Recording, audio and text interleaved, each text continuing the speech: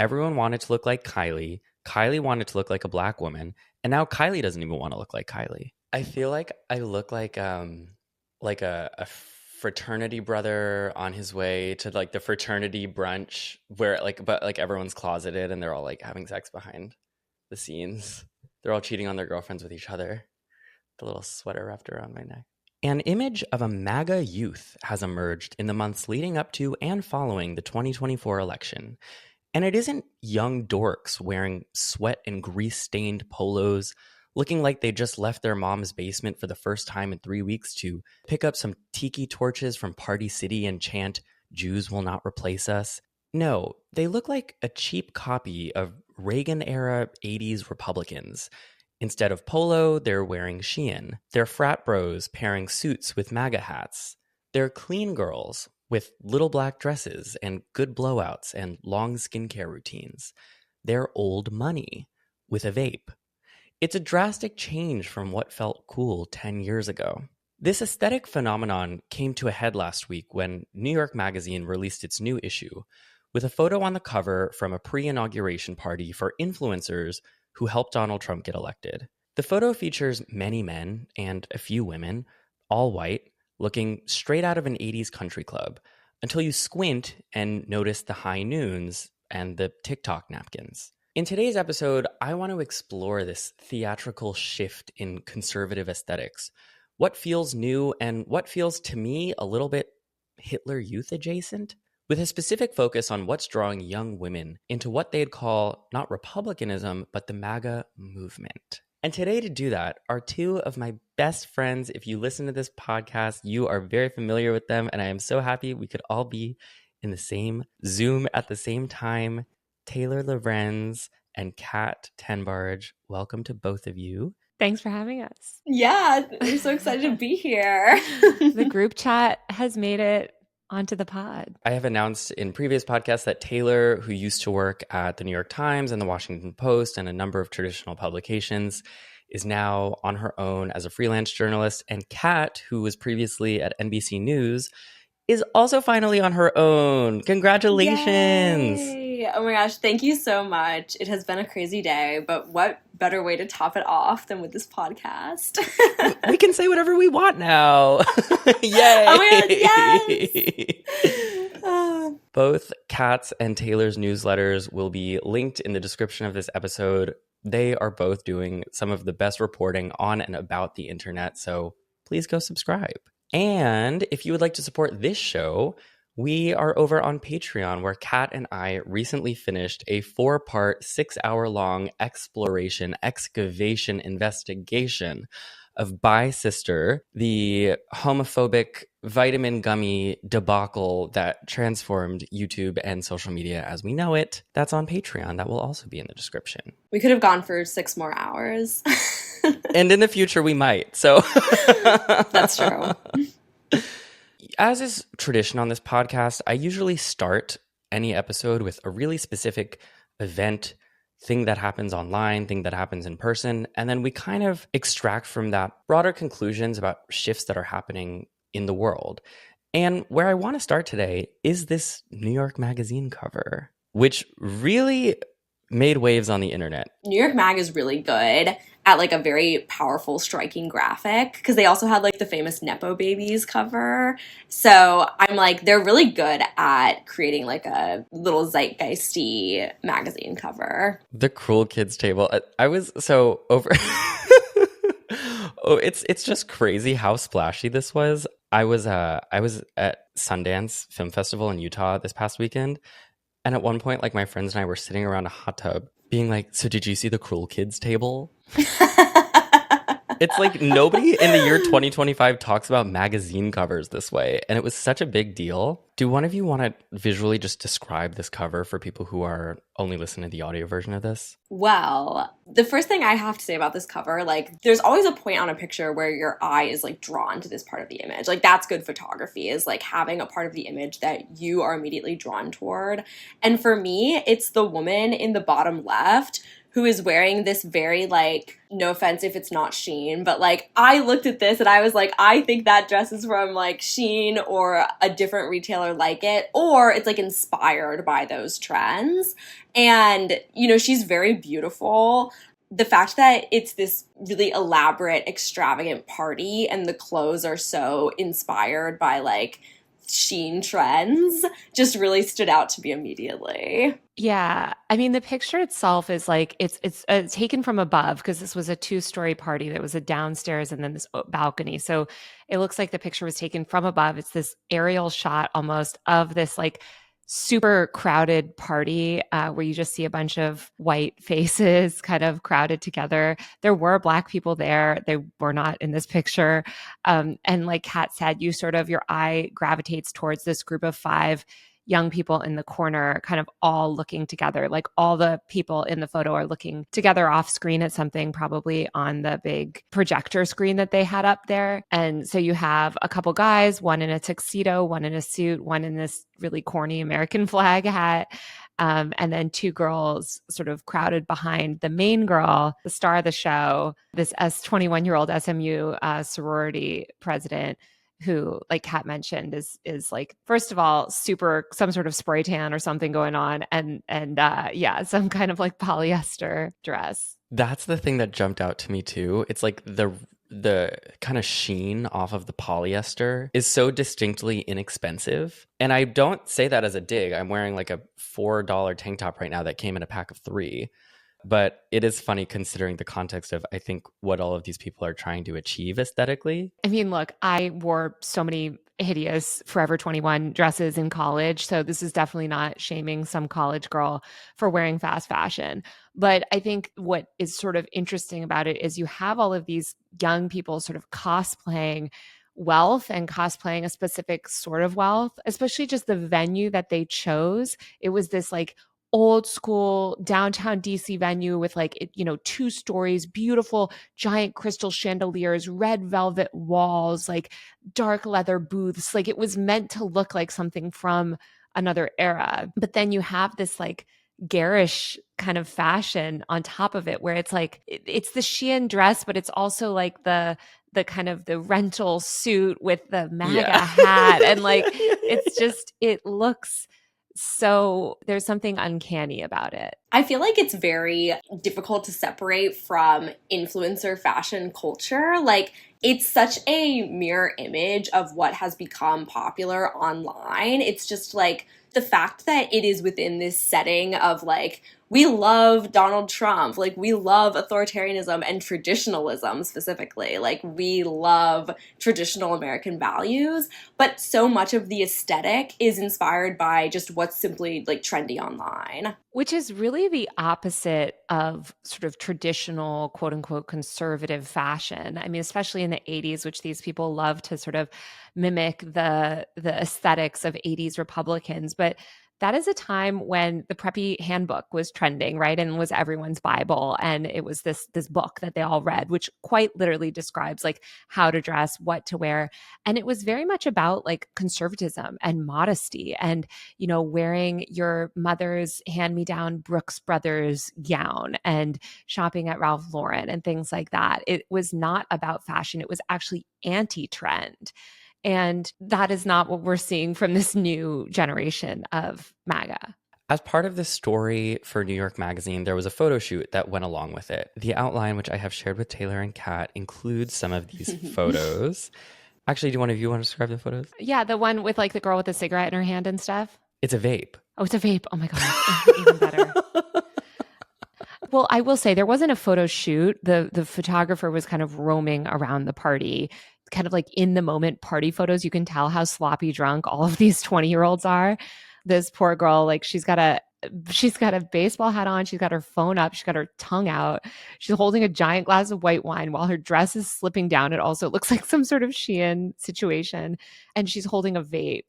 And then another one, you've got, this blonde girl with her hair in a ponytail kind of like leaning over this table where clearly, they were selling like bottle service tables and stuff. You see this like sloppy drunk guy with a soaking wet button down. And this girl's leaning over and she's got this like lace bustier, however you say it, and like it's puckering and about to snap. Like it just looks so poorly made. But all of the photos are like very, very high contrast. There's a kind of like mocking nature to it. What was so interesting to me was the range of very varied reactions that people had to these photos and this cover, where a lot of online conservatives were like, we're, basically celebrated these photos and the whole story. And they were like, we're the cool kids. Like, look how much fun these rich, young, beautiful people are having. They saw it as sort of a moment of celebration, whereas a lot of other people, including myself, saw especially the style of photography, which is so high contrast. And clearly the photos that they selected, especially including like I'm looking at this guy with like vodka dripping down his shirt. Like it looks like so silly. I think this was well encapsulated in this tweet that went pretty viral, where one person wrote, "The roaring 20s are back," in all caps, which like I think we're just confusing eras here, because I didn't get 20s from any of this. But Taylor, you were there. Yes. Which, by the way, I was like watching your Instagram story that night, and without any explanation, you just started posting photos of like Bryce Hall against like a Donald Trump backdrop. And I was like, Taylor, what are you doing? Like, you're always doing shit. With Riley Gaines. I know. I guess what I want to ask you is, are the roaring 20s back? I love someone quote tweeted that and was like, do you guys know what happened at the end of the roaring 20s? Does anyone remember that? It's like how they like, I feel like didn't finish The Great Gatsby. Like I think a lot of these people, they're like taking the wrong lessons away. Yeah, it was a bizarre scene. I mean, I was there to write this feature for Rolling Stone, which I wrote about. And obviously, because I cover these people, I mean, many of these people are people that I've covered for years. Bryce actually came up to me and we were talking about the Sway House, because he was also with Mark Moran. I don't know how you say his last name, from F-Boy Island. If you guys know that guy, he's like a finance influencer. But there was just so many people at this party that I was like, oh yeah, I haven't seen you in a minute. Like, I didn't realize you're fascist now, like I covered your content house in 2018 or something. And here you are. But it was, again, these like young people trying to sort of cosplay a different era. And everyone was so drunk. Another piece of content that went really viral from this party was a picture that was tweeted by one of the other girls on the cover, not the 21-year-old girl from SMU, even though she is in this photo, but it's another one of these girls, blonde, white, young, beautiful. It's her and three other girls over there. It's four girls standing in this photo, and she writes, "This is the new right." And I just saw this and I was like, these are four young white women. They are thin. And I tweeted this and people got really mad at me. I was like, I'm looking at like a Hitler youth camp photo. And it's kind of the essence of what I want to talk about in this episode. So much of the aesthetic around what is cool in like the MAGA youth movement now, and what's, not only is it cosplay as like old money that a lot of these people don't come from, but it's also like this emphasis on, yes, on Eurocentric beauty standards, but like on sameness. When I saw this photo where she was like, "This is the new right," I thought I was going crazy. I started looking at these photos from Hitler youth camps, which I put in the outline. They would have these like ones where they like taught all the girls gymnastics so they could perform routines for the Nazis. And it's just like thin white woman after thin white woman after thin white woman, like dancing in their little ballet slippers. Ballet, which is like ballet core, is also a thing that's now in. Yeah, I tweeted, "Fascism is fascism. The new right simply wears Fashion Nova."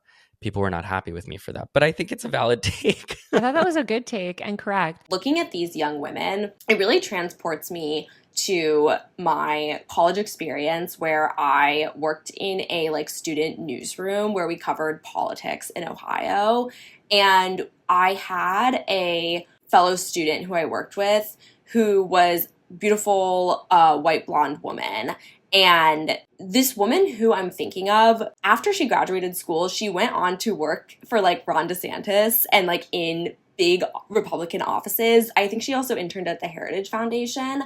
And she, like in college, she just integrated so seamlessly into our very diverse social circle that was like very leftist, very liberal, lots of like people who did not later become conservative or were not conservative. And I feel like she was the minority. But when I look at pictures like this, I'm like, this group of people has desired and has now become sort of like the majority thing driving the culture. Because in college, when you would go to big parties, there was like a liberal culture at the time. And what I feel like MAGA youth have been trying to do and are arguably doing is they've taken that majority culture and they've now associated it with their political ideology much more overtly, obviously, than I think a lot of like liberal college students even 8 years ago did. Yeah, totally. I would like to take a quick break from the show to give a shout out to Rocket Money for sponsoring this podcast and making episodes like this possible. And for, being a very useful app that might be especially useful to you as we head into the new year and you might be looking over your budgets. It's happened to all of us, right? Where you sign up for something, whether it be a streaming service, a news subscription, an OnlyFans, and then you eventually stop using it, but you forget to unsubscribe. So you keep getting charged for it quietly in the background for no reason. But the subscriptions that you're paying for every month don't need to be a mystery hidden in the folds of credit card bills. Rocket Money is a personal finance app that helps you find and cancel your unwanted subscriptions, monitors your spending, and helps lower your bills so you can grow your savings. Rocket Money will show you all of your subscriptions that you're paying for each month and help you cancel the ones you don't want anymore with just one click. In the app, you get a dashboard where you can see everything in one place. You can create budgets and you get notified when your subscription prices increase. Rocket Money has over 5 million users and has saved over $500 million in unwanted subscriptions. And it saves its members up to $740 a year when using all of the app's features. If you want to start budgeting and saving for the new year, you can do that. Head over to rocketmoney.com/fruity. That's rocketmoney.com/fruity. Now, let's get back to the episode. So we've started at this event that was then the subject of this New York Magazine cover. And I want to broaden a little bit, and we've been kind of doing this anyway, but into the fetishization of trad culture. And we've all talked about trad wives, right? We all know Nara Smith, and we all know this sort of facade of traditional living that involves first of all, making 6 to 7 figures on your popular TikTok account while baking bread for 7 hours a day, even though you have an assistant. Trad wives, I feel have become sort of like a cultural punchline, but on a less absurd level than spending 7 hours a day to make homemade chewing gum for your children. It feels like on some level, this whole youth movement is a similar performance to what trad wives have been. Well, I feel like this performance of conservatism is it's a lot of people that just sort of want to hop on the bandwagon, I guess. Especially with these influencers, they're not, like you said, they're not old money people. They're not, and we can get into that aesthetic and stuff. Conservatism is conservatism. It always has the sort of the same aesthetic because it is Eurocentric, white, thin. You kind of know what these people look like. There's Republican hair, Republican makeup. You know what I'm talking about when I say that. Everyone at Fox has it. So I think these young people are sort of trying to cosplay into that. But I think it's also just in the culture, we're moving towards a more conservative culture right now. And so you're seeing that play out aesthetically in the rise of a lot of these fashion trends. I wrote about quiet luxury and the clean girl aesthetic, or, just some of these trends that are sort of associated with the whiteness of so many of these micro trends. Well, this kind of comes to a head at another tweet that I saw on my timeline. My entire thought process is guided by viral tweets that make me upset. But but a tweet came across my timeline that just made me roll my eyes so hard, but I didn't really think twice about it. Someone by the name of Miss White tweeted, "Casual parties at Lake Como," with a video of what looks like a ballroom and a bunch of young people in their 20s. The men are wearing tuxedos with black bow ties. There's some women in silky dresses who are dancing. It's there's piano music in the background. And I was okay, whatever. I'm looking at a video of a country club or something. And then I learned that that was not the case. Take it away, Taylor. It's not the case. I wrote an article about this, but the people in this video pay 6,000 euros a year, which is almost $10,000, I think, to be part of an Instagram old money club where they all dress up together and they rent out these sort of different locations to cosplay as old money and shoot old money content. Nice. And I thought it was hilarious. Like, if there weren't fascist undertones to this, like, I could appreciate the bit. Like, I love someone who hustles. I love, like, if you're not hurting anybody, I love, like, an extreme facade. Like, paying $6,000, it's amazing. It's also just so funny because it doesn't need to cost that much. Like, everyone is like, you can just, like, dress up like this and, like, hire a photographer for, like, way cheaper. They're totally being scammed. They're being scammed, but and also just the website is hilarious. Like it is this like Gen Z e-commerce entrepreneur and an old money content creator. And so I wrote this feature actually for Town and Country almost 2 years ago when the old money trend started to kick off. And almost no one who participates in this trend is old. None of them actually are old, quote unquote, old money. Anyone that's actually quote unquote old money does not have an Instagram. Like they are not posting on Instagram at all. Like they're not on the internet. Let's be real. So it was just so funny because these are all like hustle bro type people. And when you look at the website, it's riddled with spelling errors, but it's selling this like aesthetic and this dream. And I thought it was interesting too that all the members highlighted on the website are men, but they have women in their pictures. I'm like, are these women like paying members or what? But well, wait, but you haven't even said what the name of the club is. Oh yeah. The club, which again, by the way, has no physical location. They just like rent out ballrooms to shoot Instagram content in, is called the Tuxedo Society, nice. Which is also the most corny name ever. It's like, well, also people don't call it a tuxedo. They call it a whatever they call it. What do rich people call it? They call it a fucking I don't know. a dinner jacket, right? What? Hold on. They call it. I just want to confirm it. Oh, like a. Oh no, I'm thinking of smoking shoes. Or do they call it a smoking jacket? Or is that not a thing? No, a dinner jacket. A dinner jacket? A dinner jacket. No, they call it a dinner jacket. It's just the name Tuxedo Society tickled me so much. And like the front banner on the website, which by the way, since you reported on this, Taylor, they've made the website private, which I thought was funny. Womp womp. Impact point. My impact journalism. I'm shutting the membership down of the Tuxedo Society, guys. It's over. But thankfully we have screenshots, and the banner says over like a stock photo of like some guys outside of some country club, the most exclusive club dedicated to the finest experiences in the most iconic places of all time. Apply for membership. Like, what does that even mean? It really tickled me. It's such gobbledygook. There's also so many grammatical errors. I'm like... This reminds me of like a mashup of two things. One, that fake airplane where you can, the fake private jet set where you can go, if you're like an influencer or you're an aspiring influencer, you can like go and take pictures in like the model of a fake private jet. And like people on Instagram, you can come to recognize the jet and like see it on influencers' posts. It's like that concept mixed with Andrew Tate and like the Cobra Tate Academy whole shtick. It's like making money off of this desire to project wealth, which is what so much of influencer culture has always been.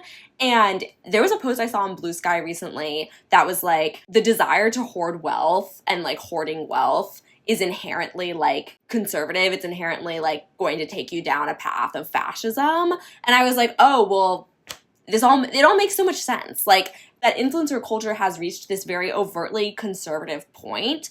It's like, of course, even though influencers for a long time projected liberal politics to be popular and relevant, down like below that, they were always operating out of conservative influence, like impulses. Fundamentally, influencers, quote unquote, content creators, they're small business owners, right?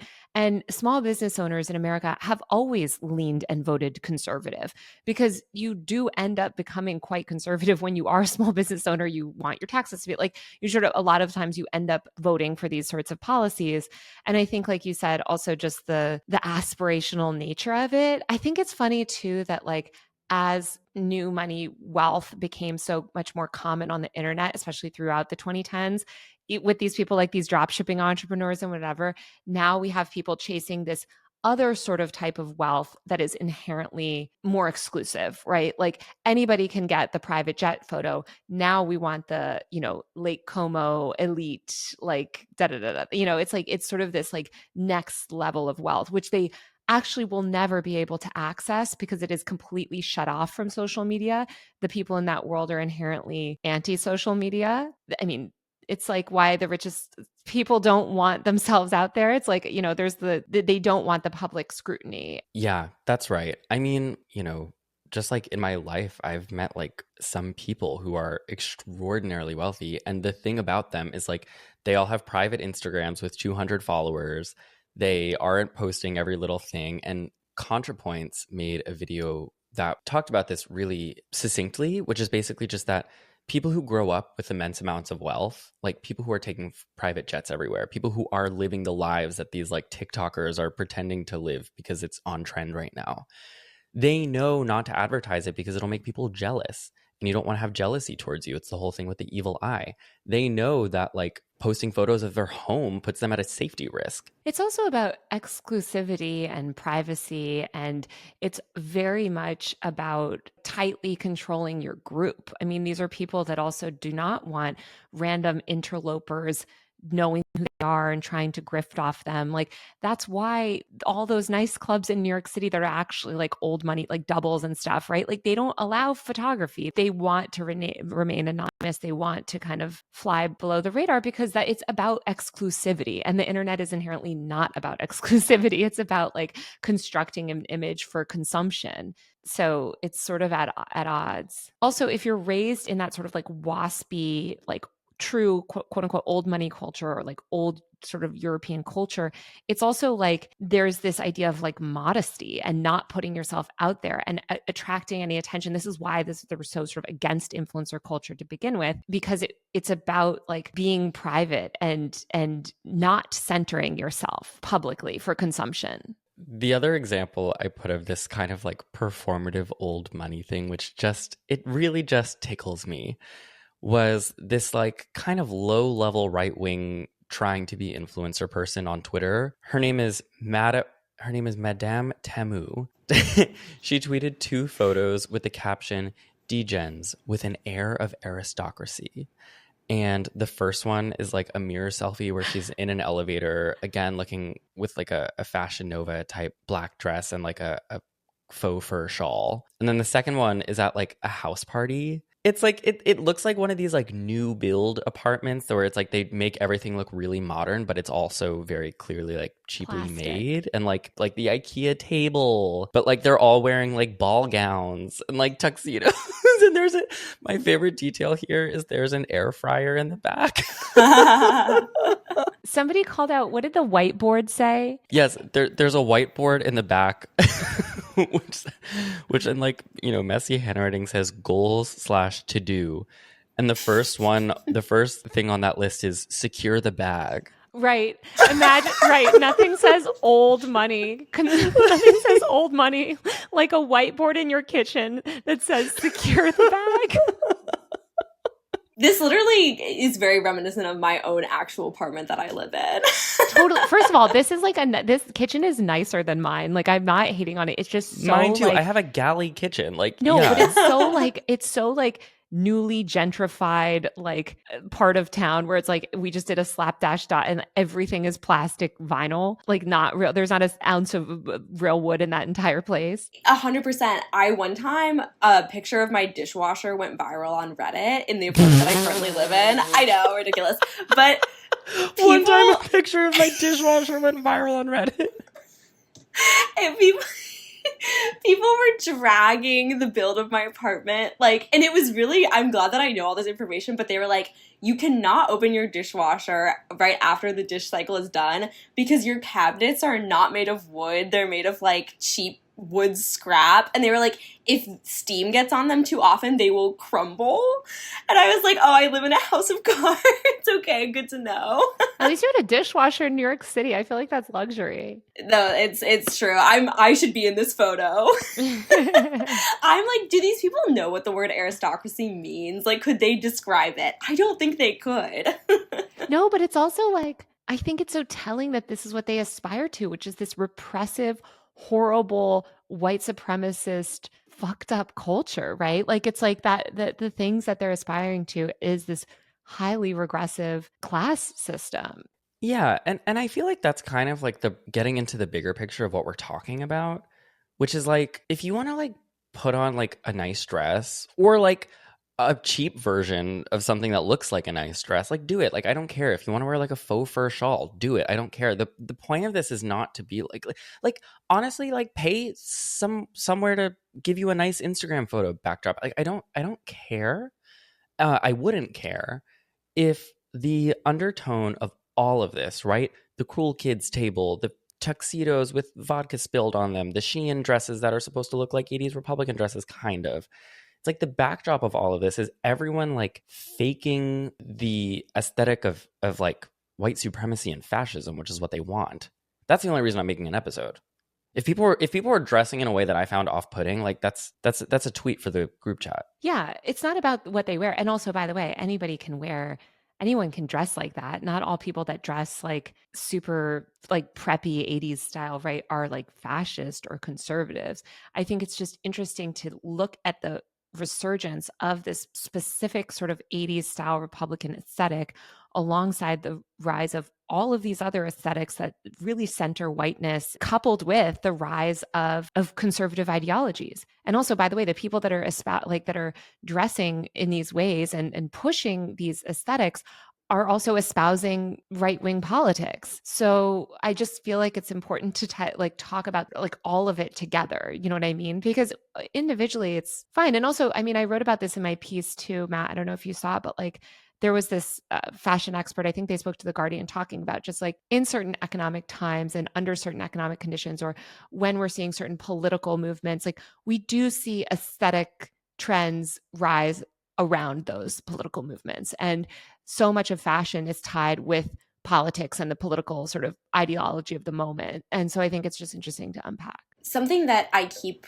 coming back to when I look at like these young conservatives now that like we're in Trump's second term and they have this air of like, we won, like we got what we wanted. It's like when you look at what a lot of them seem to have clearly wanted, it's that they wanted to have the direction and flow of popular culture like reinforce a system of power that was beneficial to them. So like with these influencer types, if you go back 10 years ago, they were engaging with popular culture and succeeding at it, but popular culture at the time valued more diversity. It valued more liberal politics. It valued inclusivity and social justice and things that like didn't truly benefit the members of this group that we're seeing now. And so their aim and their goal was to dominate popular culture and then turn it conservative so that it would benefit them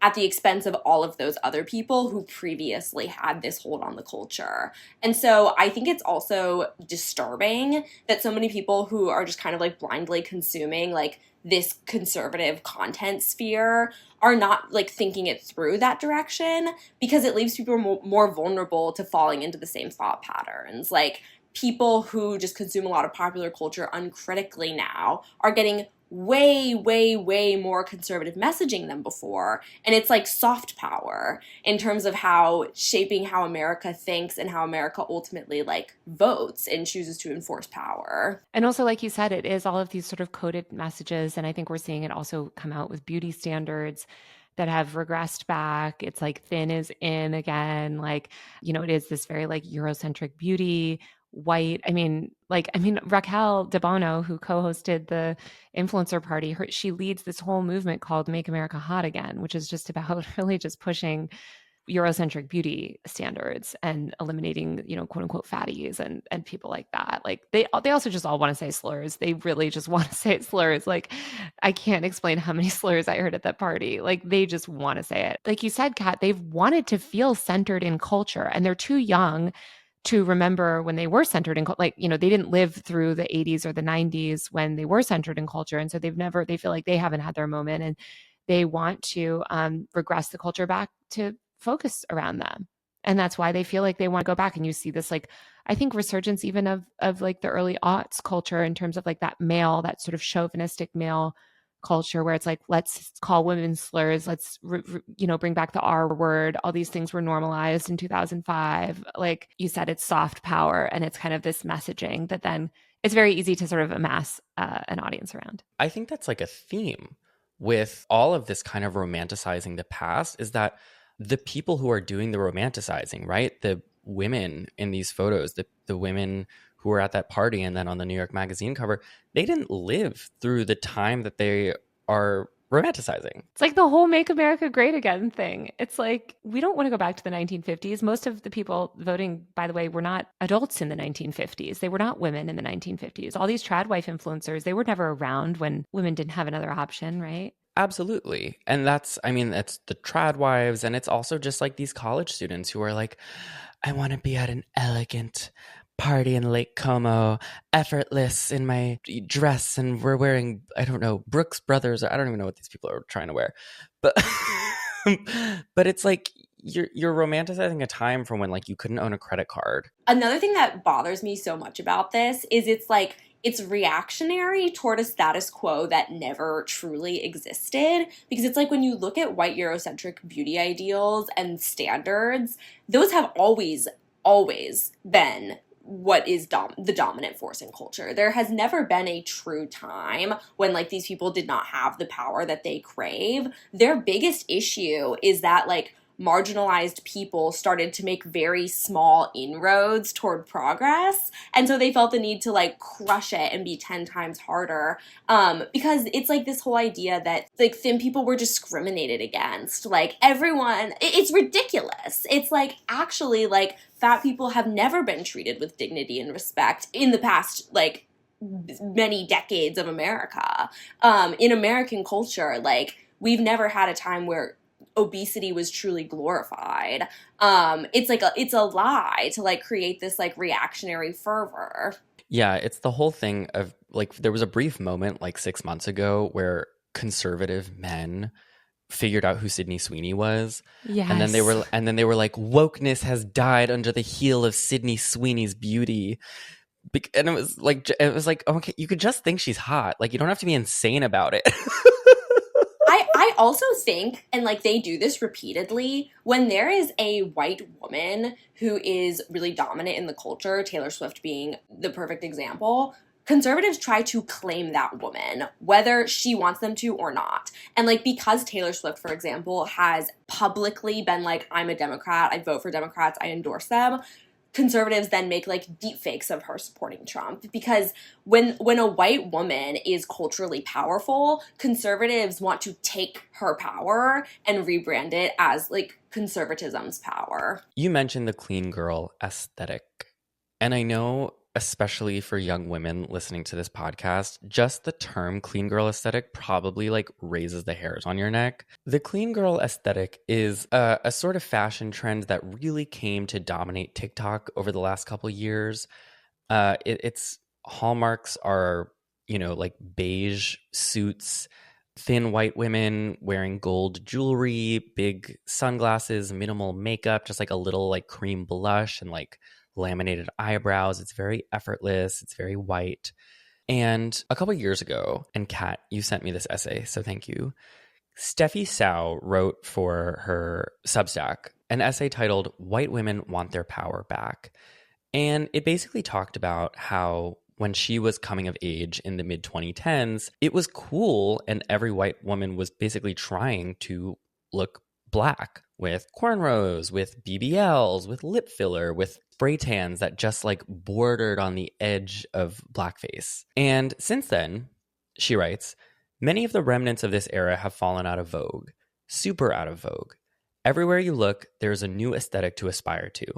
Clean girl, coastal grandmother, old money, beige mom, vanilla girl, frazzled 2000s English woman, hard-boiled egg girls. I'm not on TikTok. I don't know what any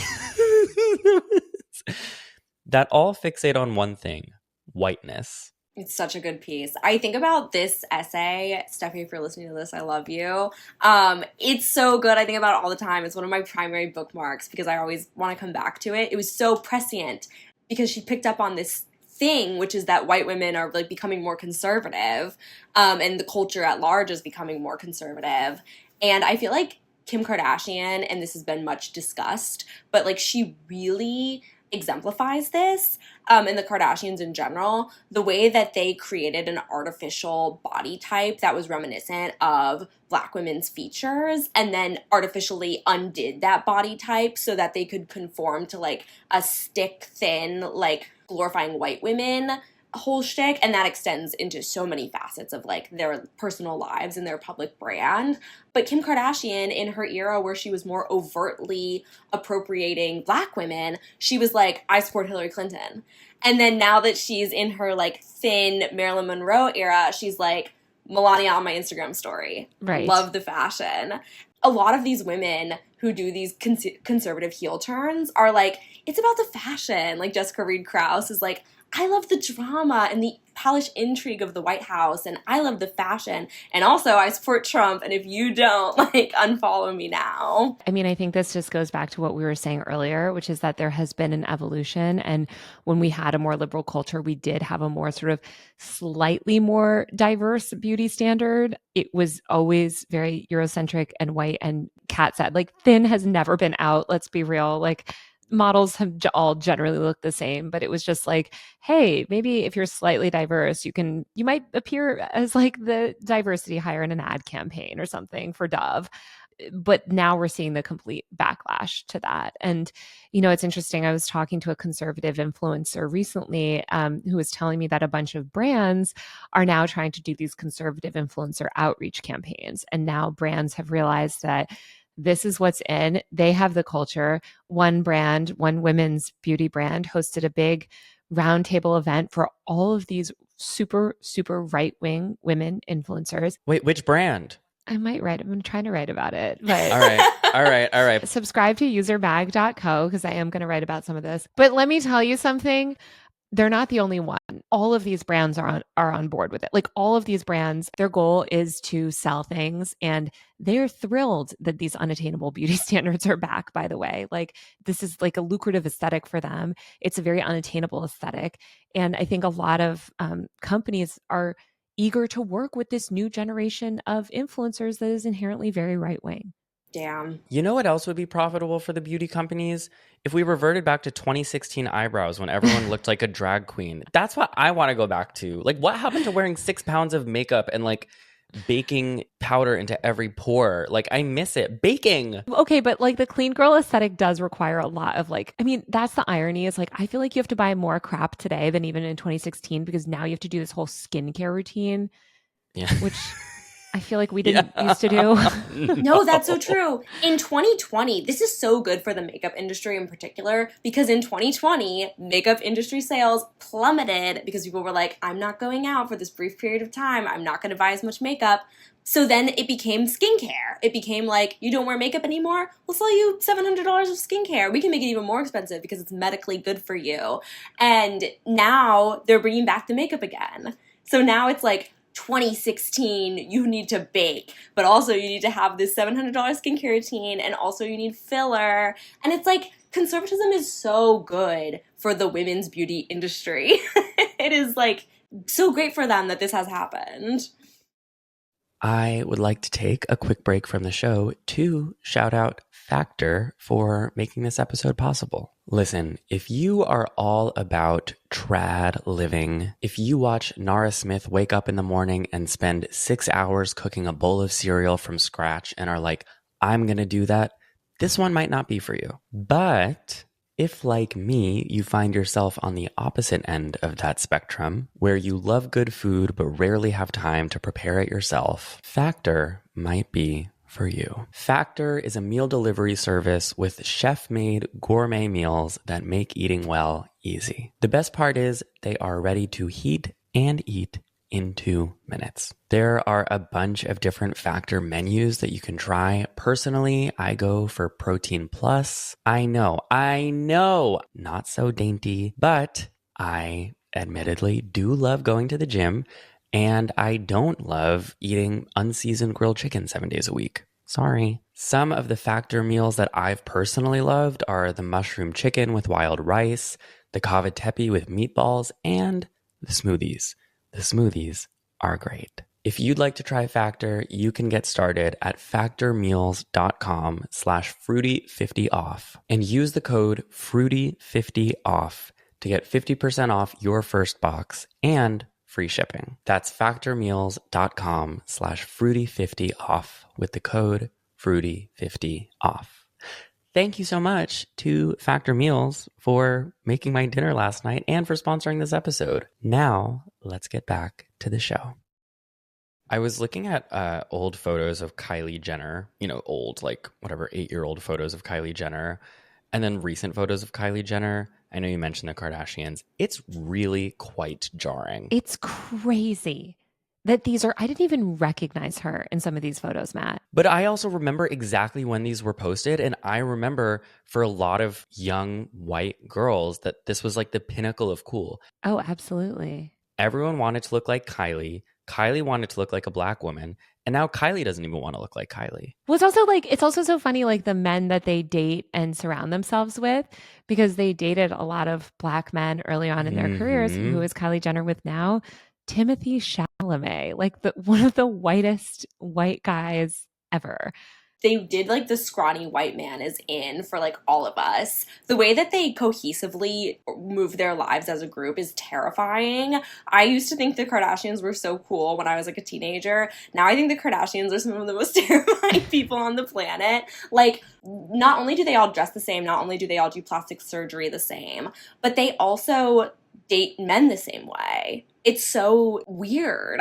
Like the fact that so many of them had children with black men, and now a lot of them are dating like the alt-rock style guy, like with Courtney and Travis Barker, and then with Kylie and Timothy. It's just so weird to me and so like hyper surreal that you would be able to like change your whole reality around what is trendy. People are probably going to yell at me and they're going to be like, really? Like, we did not sign up for this podcast for you to talk about the Kardashians like every other podcast. And like, I feel you, but in putting together some resources for this episode, I was just looking at these, old photos of Kylie Jenner and new photos of Kylie Jenner where she dresses she's dressing like an old money Lake Como princess now. It is pretty disturbing to think about both the fashion choices, and you could see, I don't know, I think it is kind of fair to look at their dating patterns and the men that they accumulate like handbags as signs of their political leanings. Well, I think that Kardashians are such good sort of like chameleons in terms of culture that looking at them is a good way to sort of get a pulse on like what is sort of mainstream trending culture. What is it trending towards? Just because they will exploit any sort of cultural trend to death. They will ride that trend. They will feed into that. They're so in line with whatever is working now currently on the internet. And so I think they're just a useful case study when you're looking at these broader aesthetic trends, political trends. And again, it's not surprising that a bunch of girls that grew up in Calabasas would become Republicans or lean conservative. Like again, like it's just that now they can be sort of who they were, right? Like, which is a bunch of rich kids. I feel like the Kardashians kind of like they exemplify so much of this because I also feel like they were cosplaying old money before it was like cool to cosplay old money, because going back to the beginning of the Kardashians, they obviously lived very different lifestyles. And like looking at the family history of the Kardashians, it's like, yeah, now they're some of the wealthiest women on the planet, but even that is not really true, because like we know like Kylie pretends to be a billionaire. Like she may be a billionaire now, but when she did the Forbes billionaire cover, it was like actually not true. She was not a billionaire. So it's like they're the original I have more money than I really have. I'm projecting the standard of what is cool. I also think it's interesting how the MAGA movement has adopted a different aesthetic. Like, I mean, the MAGA movement from back, I was looking before this episode of my photo roll back from 2016 when I was on the campaign trail with Trump and those rallies. And it was a lot of poor people basically wearing like really wild outfits and like super like glitzy. Everyone had like blinged out like MAGA sort of things. It just looked very, very tacky.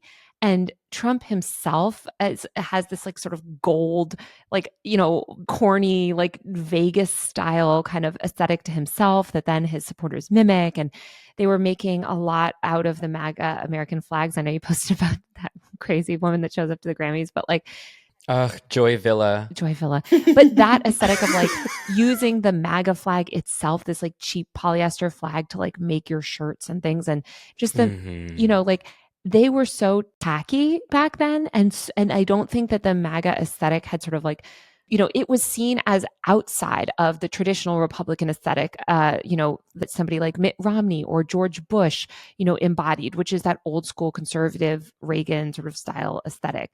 But now, as I feel like the MAGA movement has become more mainstream Republican, and as they've become more kind of like, they just took over the party basically, they have adopted the aesthetics, the traditional aesthetics of the traditional Republican Party, where now you have people in their cashmere cable knits and their nice blazers, and they're like, there's just a lot of them that are starting to dress like everyone at this Cruel Kids party, right? Like they're dressing like traditional Republicans. They look like traditional Republicans.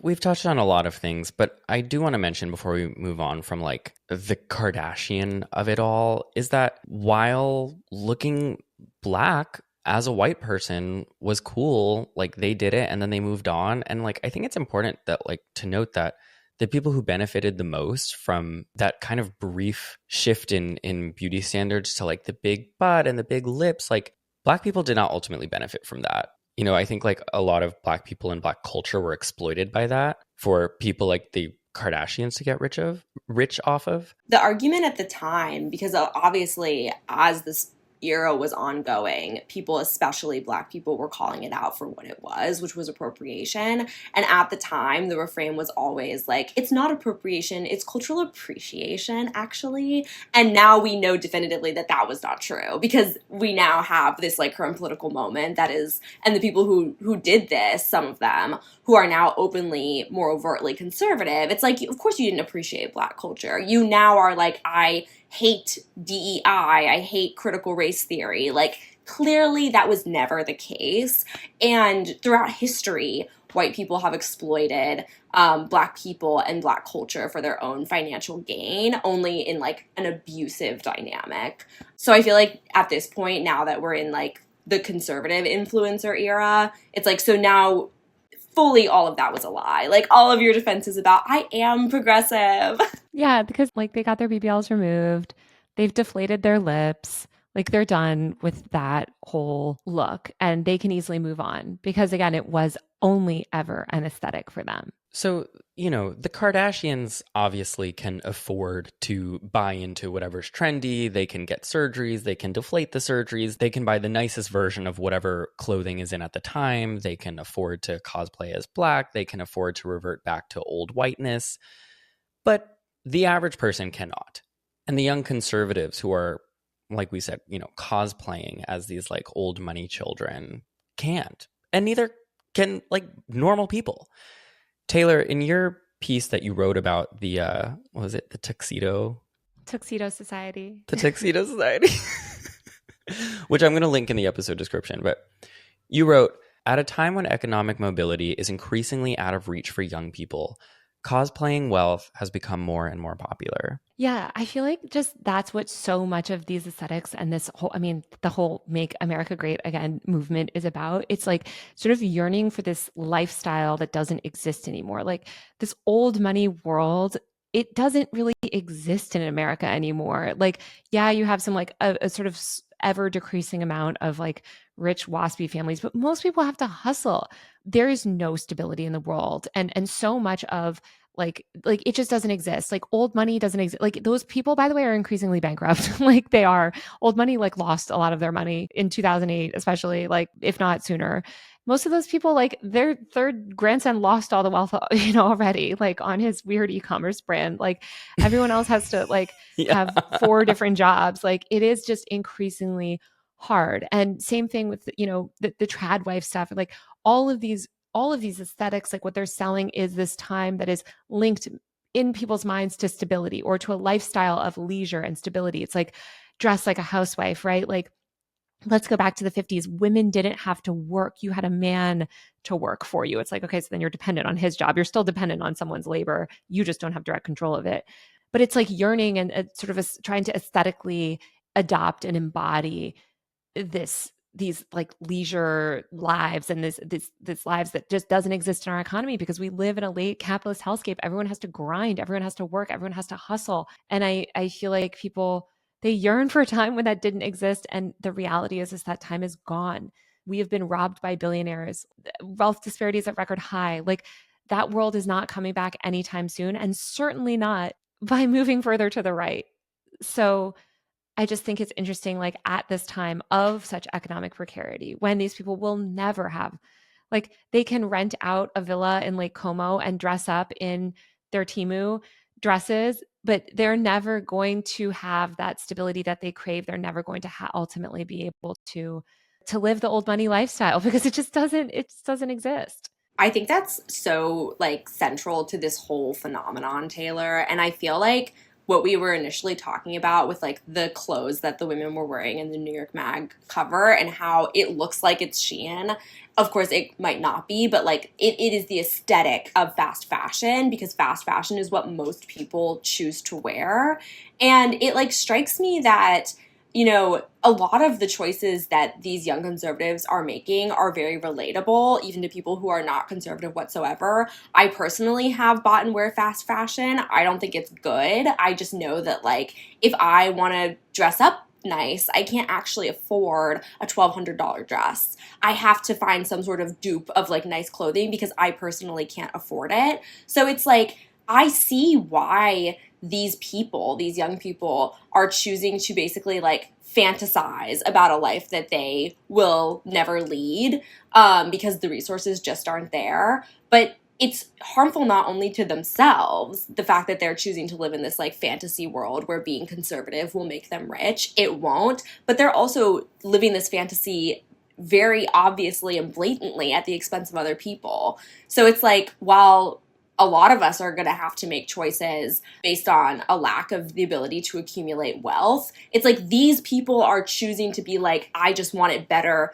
than you. Like, I just want more power than the person next to me. So it's all very transparent. And it's like, I do not feel bad for them. Maybe there's like a tiny bit of pity because I'm like, you're never actually going to live the life you project. I feel like our whole culture is like this whole culture is just like a dupe of old school conservatism. It's just like a cheap Trump made, China made dupe of original conservatism, which was so problematic and honestly not worth duping to begin with. But now we're living in like the cheap knockoff copy that's somehow even worse. Because it's just so silly. It's just so silly. And Kat, like you said that you don't feel badly for them, and like I'm with you because a lot of these people just like voted against all of our rights. But I think it's important to note that like I'm gonna bring back this New York Magazine cover and this beautiful 21-year-old girl in her polyester dress.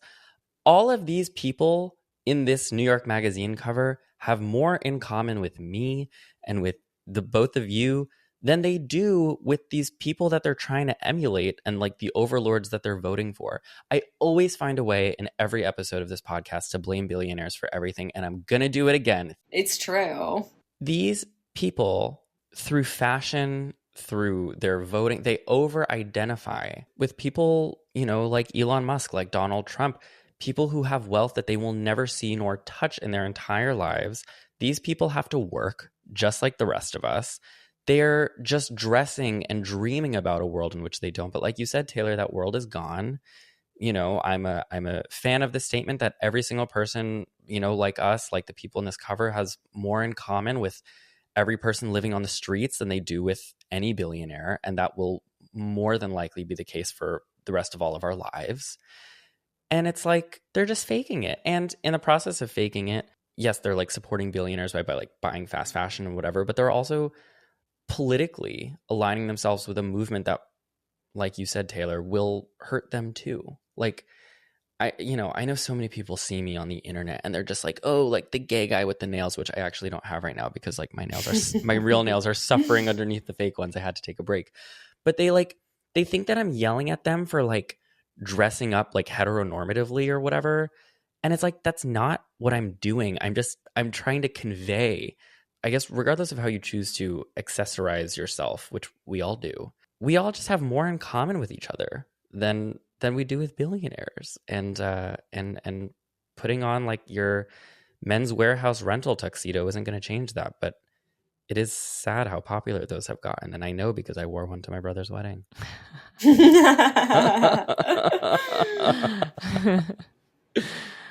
I think I have like trauma because it reminds me so much of Connecticut and my like childhood and growing up around people. I thought that like we had moved past that era, and it's scary to see some of this stuff come back. I think, like Kat was saying, so much of that culture of the early 2010s, that like liberal culture, it was like actually such a brief glimmer of like a potential more inclusive world. And now we've snapped right back. And I think you can see that visually in the rise of all of these aesthetics. I think part of the issue is that influencers live, by definition, unstable lives, where it's like, how am I going to keep profiting? I'm not actually building like generational opportunities for myself. I'm just like cashing in on whatever the moment is. But with all these people, I'm like, you thought you picked the path that would give you what you really wanted, but you got tricked. Like, you think you won. You guys are celebrating now. You're saying all the slurs you ever wanted to. But in the end, like, you were the one who fell for, like, a billionaire claiming that this is going to be good for you. It's not going to be good for you. And so, yeah.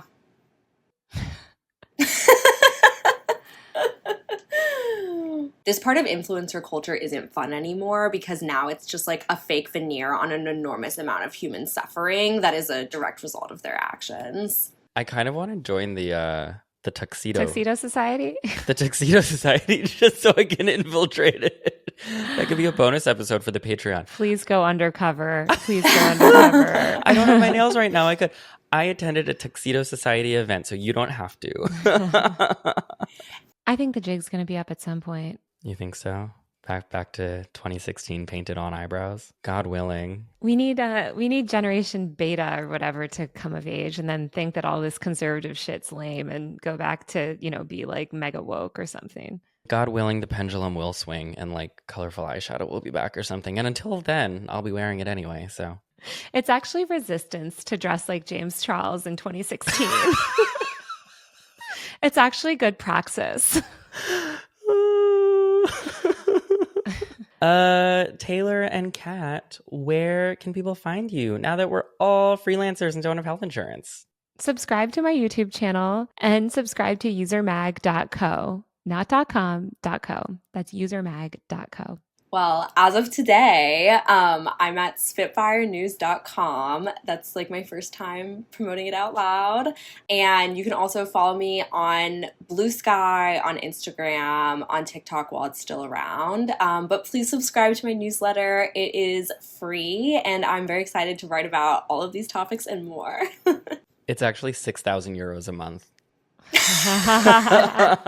My newsletter is actually just redirects to the Tuxedo Club homepage. That's the elite tier. That's where you get invited to the parties where we all dress up in our, Zara. That's the Fashion Nova party. Thank you so much for being here. What a silly, funny time we're all living in. But at least we can be honest about it, unlike the people at the Tuxedo Society. I love you all. I hope that you are all doing whatever you need to do to keep your head screwed on straight, because we all need to stick around for each other to see the other side of this, and we will. I love you, and until next time, stay fruity.